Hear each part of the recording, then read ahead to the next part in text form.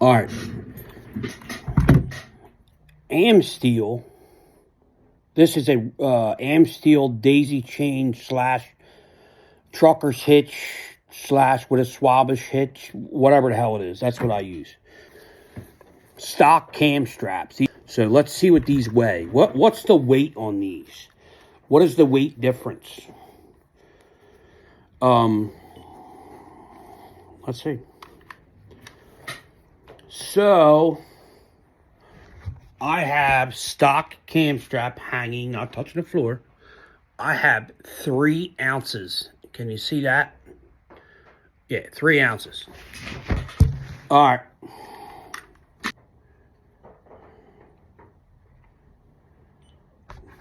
.118 of an ounce is this. I think it's 5 or 3/16. I'm not sure. What's your thoughts on that? Let me know in the comments.